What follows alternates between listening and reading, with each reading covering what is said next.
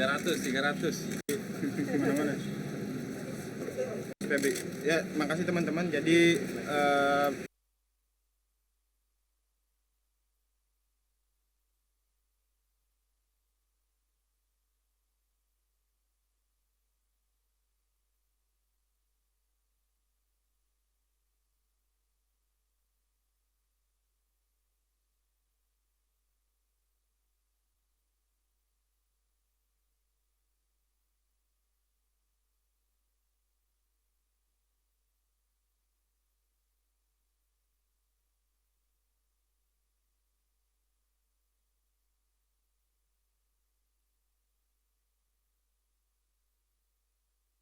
nomor 12 dan seterusnya.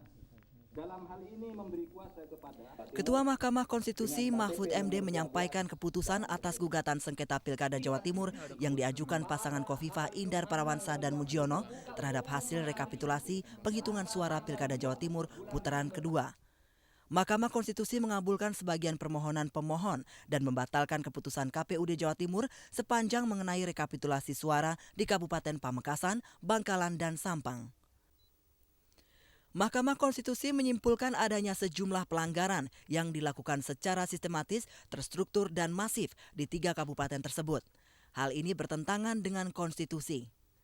Keputusan Mahkamah Konstitusi ini bermula dari gugatan pasangan calon gubernur Jawa Timur Khofifah Mujiono yang mempersoalkan hasil Pilkada Jawa Timur yang telah berlangsung dalam 2 putaran 23 Juli dan 4 November 2008 lalu.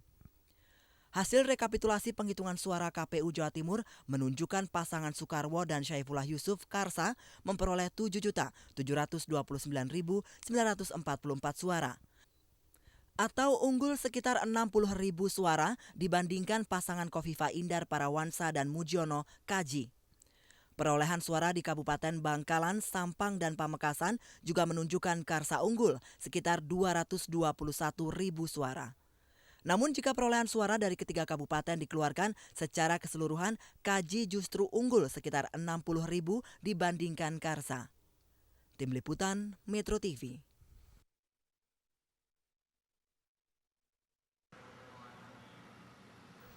Rombongan jemaah haji kloter pertama asal Jawa Barat ini tiba di Terminal Haji Bandara Soekarno-Hatta, Tangerang, Banten sekitar pukul 11 Minggu siang. Kedatangan kloter pertama ini terlambat 2 jam dari jadwal semula, yakni pukul 9 Minggu pagi. Keterlambatan terjadi karena pesawat Saudi Airlines yang mengangkut rombongan sempat mengalami kerusakan di Bandara King Abdul Aziz, Arab Saudi. Keterlambatan juga dialami 455 jemaah haji kloter pertama asal DKI Jakarta yang tiba pukul 2 Minggu siang. Keterlambatan jadwal kedatangan bahkan mencapai 7 jam. Para jemaah haji ini menggunakan pesawat Garuda Indonesia dengan nomor penerbangan GA7401. Keterlambatan disebabkan karena padatnya lalu lintas penerbangan di Bandara King Abdul Aziz, Arab Saudi. Setibanya di tanah air, para jemaah mengaku senang. Namun sebagian lagi mengeluhkan pelayanan haji tahun ini, khususnya mengenai lokasi pemondokan yang dinilai jauh dengan Masjidil Haram. Sementara itu, Direktur Pelaksanaan Bimbingan Ibadah Haji Abdul Ghafur mengakui adanya permasalahan pemondokan yang terlalu jauh dari Masjidil Haram. Ghafur berjanji akan membenahi masalah ini, sehingga pelaksanaan ibadah haji tahun 2009 akan lebih baik.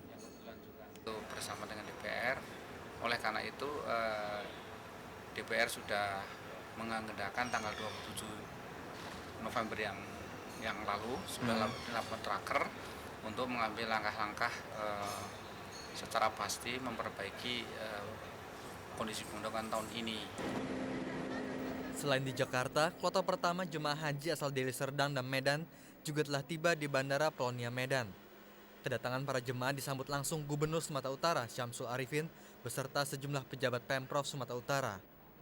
Tim Liputan Metro TV.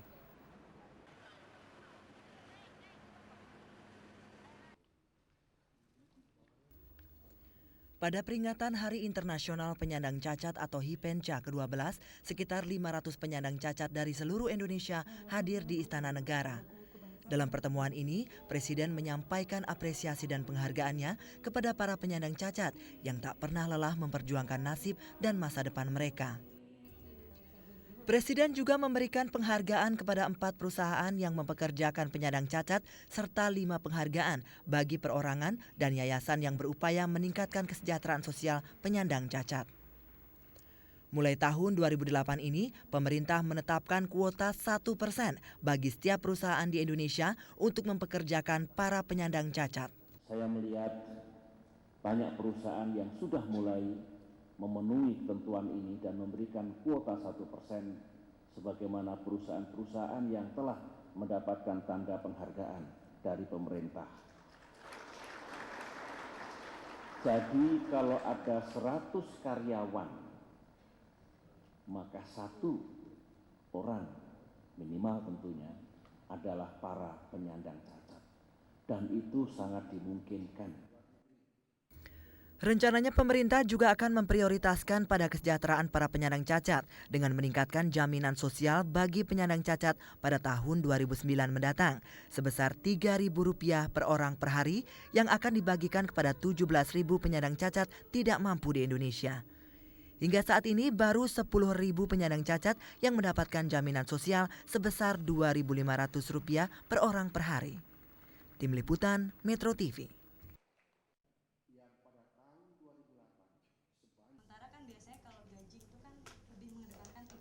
22 Oktober lalu pemerintah mengeluarkan surat keputusan bersama yang mengatur upah minimum provinsi UMP. Surat keputusan bersama atau SKB 4 Menteri itu ditanda tangani Menteri Tenaga Kerja dan Transmigrasi Erman Suparno, Menteri Perindustrian Fahmi Idris, Menteri Dalam Negeri Mardianto, dan Menteri Perdagangan Mari Elka Pangestu. Namun SKB 4 Menteri tersebut ternyata langsung memicu kontroversi. Di mata pekerja, dengan SKB ini mereka sama sekali tidak punya posisi tawar-menawar dalam meningkatkan kesejahteraan. Selain itu, sejumlah pasal dalam SKB 4 Menteri dituding merugikan para pekerja. Sejak saat itu, unjuk rasa demi unjuk rasa pun merebak di berbagai daerah. Mendapat penolakan ini, pemerintah kemudian terkesan cuci tangan dengan menyerahkan sepenuhnya pelaksanaan SKB 4 Menteri pada masing-masing provinsi. Namun, perjuangan para buruh menolak penerapan SKB 4 Menteri akhirnya membuahkan hasil. 27 November lalu, pemerintah akhirnya merevisi SKB 4 Menteri, terutama pasal 3 yang menyatakan upah minimum diupayakan tidak melebihi pertumbuhan nasional. Selanjutnya, penetapan upah minimum akan dilakukan gubernur dengan memperhatikan tingkat inflasi di masing-masing provinsi. Namun meski telah direvisi, SKB 4 Menteri tetap saja ditolak kaum buruh. Bahkan suara penolakan pun mulai terdengar dari Senayan. Hal ini tentu saja membawa keuntungan di kalangan buruh, sebab sebagai lembaga politik yang mewakili suara rakyat, sikap DPR sangat menentukan. Kini semuanya tergantung dari pemerintah, buruh, dan pengusaha. Apakah mereka mau duduk bersama, menyelesaikan masalah ini guna mencari jalan keluar terbaik, atau membiarkan SKB 4 Menteri menjadi bola panas yang terus bergulir. Tim Liputan Metro TV.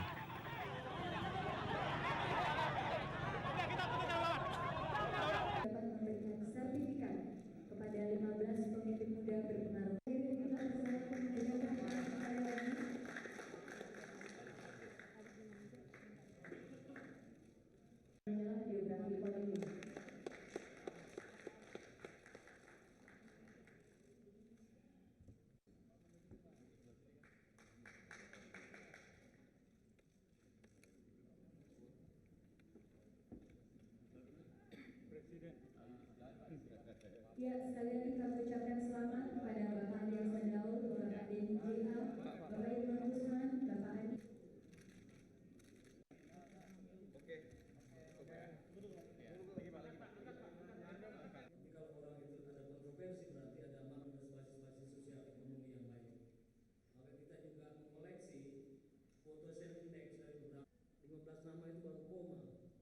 Sisanya bisa training kepemimpinan, bidang kepemimpinan kenegaraan mulai menteri. Dari sanalah kemudian